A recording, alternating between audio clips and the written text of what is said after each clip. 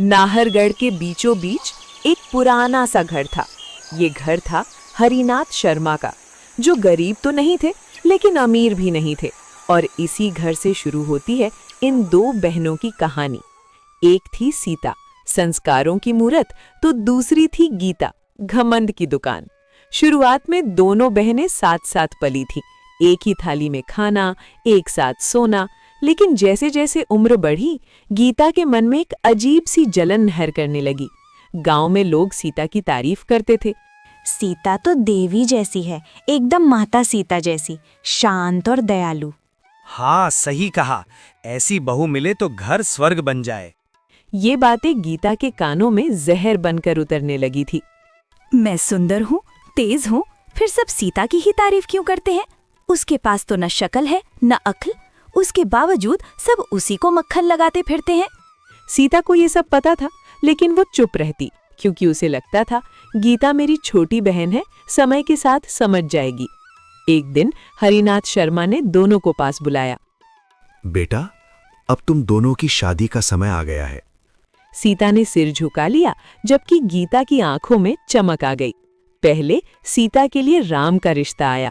राम गरीब था और खेत में काम करता था, लेकिन दिल से साफ और नेक दिल था। गीता ने जब ये सुना तो वो हंस पड़ी। वाह, बड़ी बहन को तो खेतीहर किसान मिल गया, अब तो जिंदगी मजे में कटेगी। वैसे भी इसे तो बंधुआ मजदूरी करना अच्छा लगता है। गीता की बात पर सीता ने कुछ नहीं कहा, जबकि हरिनाथ ने कहा, हाँ, वो गरीब है लेकिन मेहनती और ईमानदार है, और साथ ही नेक दिल भी। सीता उसके साथ बहुत खुश रहेगी। जी बाबूजी, जैसा आप ठीक समझे। वहीं दूसरी तरफ गीता के लिए मोहन का रिश्ता आया, जो एक जाना माना व्यापारी था। पक्का मकान, नौकर चाकर, सब कुछ था उसके पास। ये सुनते ही गीता का घमंड आसमान छूने लगा। देखा बाबूजी, किस्मत भी समझती है कि कौन किस लायक है। हरिनाथ ने गीता को जवाब नहीं दिया, क्योंकि वो उसकी रग रग से वाकिफ थे। खैर, शादी तय हो गई और जल्द ही दोनों बहनों की शादी भी हो गई। सीता शादी करके राम के साथ उसके घर आ गई। राम का घर छोटा था, छप्पर की छत, एक टूटी सी रसोई और कुछ कुछ बोरियों में रखा अनाज। सीता, मेरे पास ज्यादा कुछ तो नहीं है, लेकिन कोशिश करूंगा कि तुम्हें कभी किसी चीज की कमी ना हो। मुझे कुछ नहीं चाहिए राम, बस आपका साथ काफी है मेरे लिए। उधर जब गीता अपने ससुराल पहुंची तो आलीशान घर और चमचमाती गाड़ियां। वाह, इतनी दौलत शोहरत, सब मेरा। अब तो मेरे ऐश ही ऐश हैं। अब तो सीता मुझसे नजर तक नहीं मिला पाएगी। इस तरह दौलत शोहरत के गुरूर ने गीता का घमंड दुगना कर दिया था। ओए कमला, इधर आ, ये मेरा कमरा ठीक से साफ क्यों नहीं किया? लेकिन मैंने तो सुबह ही साफ किया था छोटी मालकिन। तो क्या मैं झूठ बोल रही हूँ? नौकर हो, नौकर बनकर रहो। जाओ जल्दी से यहाँ पोछा लगाओ, और हाँ, किसी नौकर को मेरे लिए नारियल पानी लाने को बोलो। जी छोटी मालकिन, मैं अभी कर देती हूँ। इसी तरह कुछ महीने गुजर गए और तीज का त्योहार आ गया और दोनों बहनें मायके पहुंची। सीता ने साधारण साड़ी पहनी थी तो गीता ने रेशमी लहंगा पहना हुआ था। उसके हाथों में रंग बिरंगी चूड़ियां और एक बड़ा सा ब्रांडेड बैग लटका हुआ था। गांव की कुछ औरतें तीज का टोटका करने आई हुई थी। तभी गीता ने अपनी बहन का मजाक बनाते हुए कहा, और बताओ सीता, कैसा चल रहा है सब? राम जीजू खाना भी देते हैं कि नहीं? मैं तो भूल ही गई, खुद खाने के लाले पड़े हुए हैं, तुझे कहाँ से खिलाएंगे? गीता की कड़वी बातें सुनकर सीता का दिल टूट गया, लेकिन अपनी बहन को नीचा दिखाकर गीता को बड़ा मजा आया। दिन ढलने पर दोनों बहनें अपने अपने घर लौट गईं। दिन गुजरने लगे। सीता की जिंदगी आसान नहीं थी। सुबह सूरज निकलने से पहले उठना, चूल्हा जलाना, खाना बनाना, पति राम के साथ खेत जाना और दिन भर कड़ी मेहनत करना। शाम होते होते सीता थक कर चूर हो जाती थी, लेकिन उसने कभी शिकायत नहीं की। सुनो सीता, क्या तुम मुझसे नाराज हो क्योंकि मैं तुम्हें वो आराम की जिंदगी नहीं दे पा रहा जिसके बारे में तुमने सोचा होगा? अरे नहीं नहीं, आप ऐसी बातें क्यों कर रहे हैं? आप जैसा इतना प्यार करने वाला पति मुझे मिला, और मुझे क्या चाहिए? हम दोनों साथ हैं तो ये मुश्किल वक्त भी गुजर जाएगा। अच्छा चलो, आज का खाना मैं बनाता हूँ, तुम बैठकर आराम करो। अरे नहीं नहीं, मैं बना दूंगी। आप कैसे बनाएंगे? क्यों? मैं क्यों नहीं बना सकता? आज मैं अपनी प्यारी सी पत्नी को अपने हाथ से बनाकर खाना खिलाऊंगा। तुम बस बैठो और आराम करो। इस तरह राम ने चूल्हा जलाया, खाना बनाया और उसके बाद अपने हाथों से सीता को खाना भी खिलाया। एक तरफ जहां राम अपनी पत्नी सीता से बहुत प्यार करता था, तो वहीं दूसरी तरफ गीता को पूरा ऐशो आराम मिल रहा था। लेकिन एक चीज की कमी उसे खलने लगी थी, और वो था पति का प्यार और इज्जत। एक रोज जब गीता नहाकर बाहर आई तो सिर पर पल्लू रखना भूल गई। तभी उसकी सास ममता ने उसे देख लिया। अरे मुही, मायके से कुछ सीखा नहीं क्या? घर में बहू कैसे रहती हैं, उसके तौर ठिकाने पता है कि नहीं? अरे तो अब छोरी नहीं रही, इस घर की बहू बन चुकी है। कम से कम इसकी मर्यादा का ख्याल तो रख। माफ कीजिए मम्मी जी, गलती हो गई, आगे से ध्यान रखूंगी। अरे क्या खाक ध्यान रखेगी, पता नहीं उन्होंने क्या देखकर तुझ जैसी 2 कौड़ी की लड़की से मेरे फूल से बच्चे की शादी कर दी। गरीब गवार कहीं की। अपनी सास की बात सुनकर गीता का दिल टूट गया। उसने जो ऐशो आराम सोचा था वो तो उसे मिला था, लेकिन उसके बदले में उसके हक का प्यार और इज्जत उसे छिन गई थी। शुरुआत में गीता की जिंदगी किसी रानी से कम नहीं थी। रेशमी साड़ियां, गहने, कपड़े, नौकर चाकर। लेकिन धीरे धीरे उसे एहसास होने लगा कि पति के प्यार बिना ये सब चीजें अधूरी हैं। मोहन दिन भर दुकान में रहता, शाम को घर आता थका हुआ और सीधे ही खाना खाकर सो जाता। इससे परेशान होकर एक दिन गीता ने कहा, तुम मेरे लिए समय क्यों नहीं निकालते?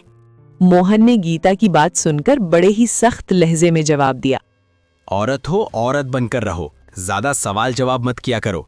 तुम्हें सारा ऐशो आराम मिल रहा है, यही बहुत है। गीता जिसे अपने हुस्न पर गुरूर था, वो मोहन की बात सुनकर चकनाचूर हो गया।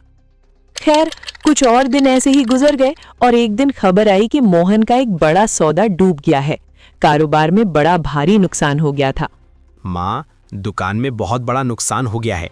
जो बड़ा ऑर्डर आया हुआ था वो अचानक से क्लाइंट ने मना कर दिया। उस पर हमने कर्ज लेकर भारी इन्वेस्टमेंट कर दी थी। अब हम बुरी तरह कर्ज में डूब चुके हैं।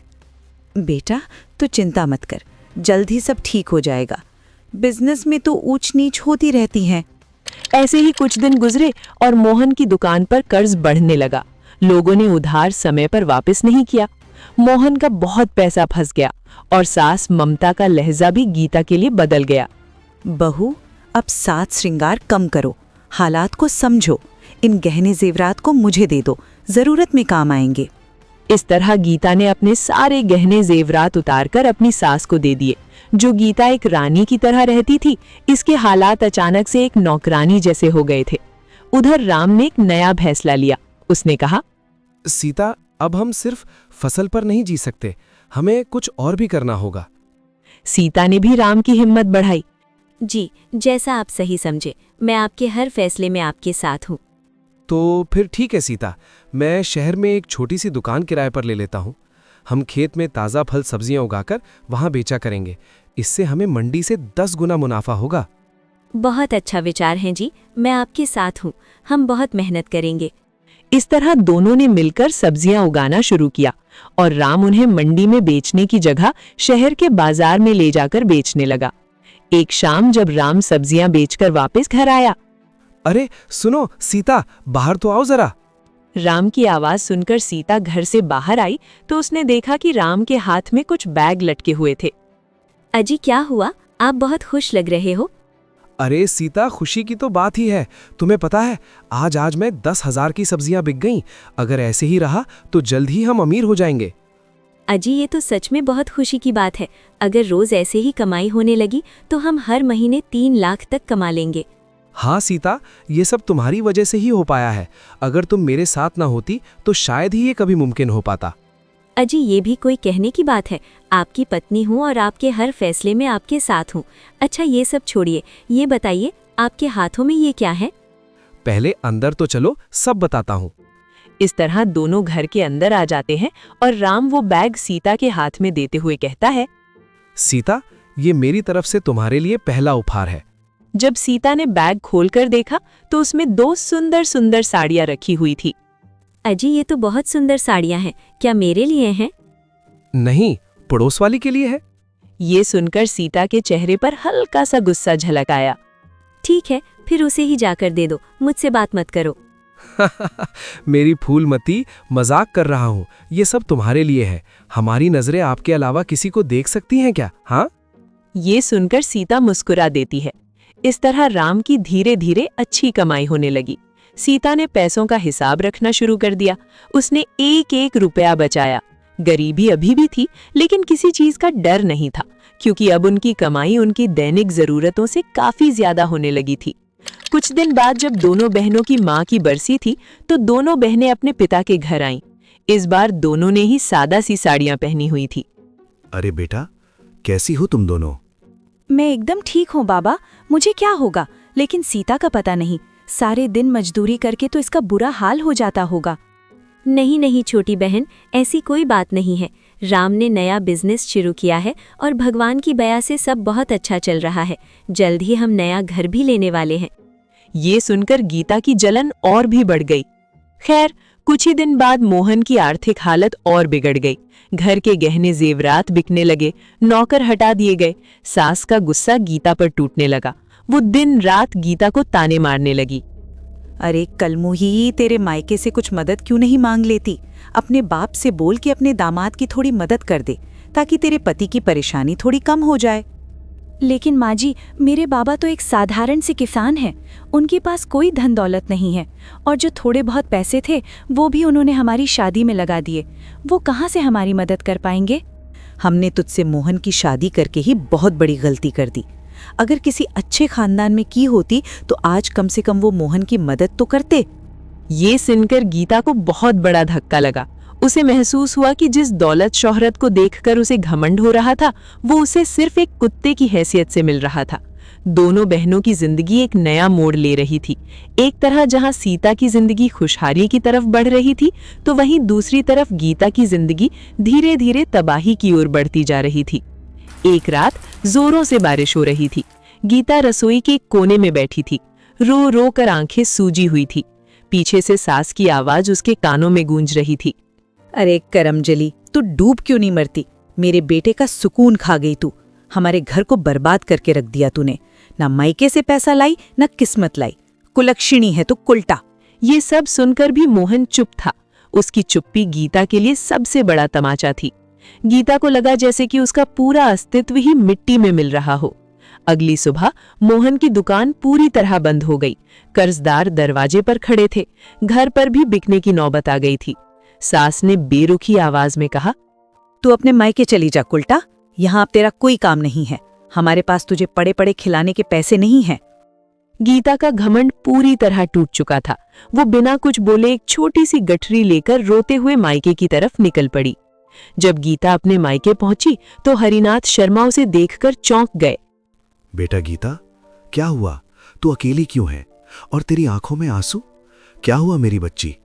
अपने पिता की आवाज सुनते ही गीता फूट फूट कर रोने लगी। बाबूजी, मैं हार गई। उन्होंने मुझे घर से निकाल दिया। उनके लिए मैं एक नौकरानी से ज्यादा कुछ नहीं थी। मैं बेघर हो गई बाबा। मैं कहीं की नहीं रही। कोई बात नहीं मेरी बच्ची, तू रो मत। तेरा बाप अभी जिंदा है। चल अंदर चल। हरिनाथ गीता को घर के अंदर ले गए, लेकिन गीता लगातार रो रही थी। इसलिए हरिनाथ ने अपनी बड़ी बेटी सीता को फोन किया। हेलो बेटी सीता, कैसी है तू? मैं ठीक हूँ बाबा, आप कैसे हैं? आपकी आवाज मुझे ठीक नहीं लग रही। बताइए क्या हुआ? बेटी सीता, वो गीता को उसके ससुराल वालों ने घर से निकाल दिया है। इस तरह हरिनाथ शर्मा ने पूरी बात बता दी। आप चिंता मत कीजिए बाबा, मैं घर आती हूँ। जब सीता अपने मायके आई तो लगभग रात ढल चुकी थी। वो सीधा गीता के कमरे में गई। गीता दीवार का सहारा लेकर रो रही थी। ओह, तो अब हमारी ताड़का इतनी कमजोर हो गई कि हार मानकर रोने लगी। ये सुनकर गीता ने सीता की तरफ देखा। उसकी आंखों में लाचारी और पश्चाताप दोनों झलक रहा था। अचानक गीता उठी और सीता के पैरों में गिर पड़ी। बहन, मुझे माफ कर दे। मैंने तेरे साथ बहुत बुरा बर्ताव किया है। शायद भगवान ने मुझे इसी की सजा दी है। गीता का ये रूप देखकर सीता सन्न रह गई। मैंने तुझे हमेशा नीचा दिखाया, तेरी गरीबी का मजाक उड़ाया, और आज मैं खुद खाली हाथ हूँ। मेरे साथ जो भी हुआ वो सब मेरे कर्मों का फल है, जो मैं भुगत रही हूँ। सीता ने ढांढस बंधाते हुए गीता को उठाया। रो मत बहन, बहनें तो आपस में लड़ती हैं, झगड़ती हैं, लेकिन इसका मतलब ये तो नहीं कि हम एक दूसरे से अलग हैं या नफरत करते हैं। चल अब रोना बंद कर। नहीं बहन, मुझे समझ आ गया है, पैसा नहीं इंसान बड़ा होता है। ये सुनकर सीता की आंखों से आंसू बह निकले। उसने गीता को गले से लगा लिया। अरे पागल, बहनें माफी नहीं मांगती, एक दूसरे को संभालती हैं। चल अब रोना बंद कर, वरना मार खाएगी बड़ी बहन से। इस तरह रात गुजर गई। अगले दिन सीता ने राम से बात की। राम, मैं चाहती हूँ कि गीता हमारे साथ काम करे, इससे वो ये सब भूल पाएगी और जिंदगी में आगे बढ़ पाएगी। राम ने बिना सवाल पूछे कहा, ठीक है सीता, जैसा तुम चाहो। गीता तुम्हारी बहन है, इसका मतलब वो मेरी भी बहन है। गीता राम और सीता के साथ मेहनत करने लगी। सुबह जल्दी उठना, खेत जाना, खेत में पानी देना, सब्जियां तोड़ना, निराई गुड़ाई करना और राम के साथ शहर जाकर दुकान पर सब्जियां बेचना। गीता के हाथ छिल गए, कमर दुख गई और एक दिन गीता ने रोते हुए कहा, मैं ये सब नहीं कर सकती सीता, मुझसे नहीं हो पाएगा, मैं तुम्हारी जितनी मजबूत नहीं हूँ। गीता की बात सुनकर सीता ने शांत स्वर में कहा, हिम्मत मत हार गीता, मैंने भी सीखा था, तू भी सीख जाएगी और एक दिन कामयाबी तेरे कदम चूमेगी। इसी तरह दिन बीतने लगे। गीता ने राम और सीता के साथ काम करके कुछ पैसे इकट्ठे किए और खुद का एक रेस्टोरेंट खोलने का निश्चय किया। राम और सीता ने गीता का साथ दिया और जल्द ही गीता और सीता ने मिलकर पार्टनरशिप में शहर के बीचों बीच एक रेस्टोरेंट खोल लिया। रेस्टोरेंट बहुत अच्छा चलने लगा और जल्द ही गीता और सीता का नाम स्टार्टअप आइकन गर्ल्स के रूप में मशहूर हो गया। एक दिन मोहन हरिनाथ के घर आया। नमस्ते पिताजी, गीता कहाँ है? अब तुझे गीता से क्या काम है? उसे दिया दुख काफी नहीं था क्या, जो तू फिर से चला आया जले पर नमक छिड़कने? ऐसा मत बोलिए पिताजी, मुझसे भारी गलती हो गई। मैं गीता को वापस अपने साथ ले जाने आया हूँ। मैं इतनी परेशानियों के बीच क्या सही है और क्या गलत समझ ही नहीं पाया। बेटा, जो इंसान सही गलत न समझ पाया इसलिए मेरी बेटी को छोड़ दिया, तो उस इंसान के साथ मैं अपनी बेटी को दोबारा कैसे भेज दूं? को मेरी बेटी को इंसान नहीं कोई सामान समझता हो। ऐसा मत बोलिए पिताजी, मुझे अपनी गलती का एहसास है। मैं फिर कभी ऐसा नहीं करूँगा। मोहन बोल ही रहा था कि तभी पीछे से सीता और गीता भी वहां आ गईं। मोहन, तुम यहाँ क्या कर रहे हो? मैं गीता को अपने साथ वापस ले जाना चाहता हूँ। इतना सब करके तुम्हारा मन नहीं भरा कि तुम वापस आ गए? सीता, तुम बीच में मत बोलो, मैं गीता से बात कर रहा हूँ, तुम हमारे बीच मत आओ। मोहन की बात सुनकर गीता ने तीखे अंदाज में कहा, मिस्टर मोहन, तमीज में रहकर बात कीजिए। आप मेरी बहन से बात कर रहे हैं और मुझे आप ये बताइए, आज अचानक आपको मेरी याद कैसे आ गई? क्योंकि मुझे अपनी गलती का एहसास है। मैं तुम्हें वापस अपने साथ ले जाना चाहता हूँ। क्या मजाक है? मैं तुम्हारा अफसोस अच्छे से जानती हूँ। आज मेरे पास दौलत शोहरत आ गई तो तुम्हें मेरी याद आ गई? तुम सिर्फ लालची इंसान हो मोहन, बिन पेंदे के लोटे की तरह, जो आज यहाँ तो कल वहाँ। अपनी हद में रहो गीता, तुम मेरी बेइज्जती कर रही हो। बेइज्जती उसकी की जाती है जिसकी कोई इज्जत हो। आप जैसे लोगों की तो कोई इज्जत नहीं होती। अब चले जाइए यहाँ से, वरना हमें धक्के देकर बाहर निकालना पड़ेगा। मैं तुम सबको देख लूंगा। हाँ हाँ, देख लेना, अब जा यहाँ से। इस तरह मोहन आग बबूला होकर वहां से चला जाता है। इसके बाद दोनों बहनों ने बहुत तरक्की की और सीता और राम ने मिलकर गीता के लिए बहुत अच्छा लड़का ढूंढा और गीता की शादी कृष्ण से करवा दी और इस तरह दोनों बहनें खुशी खुशी रहने लगी।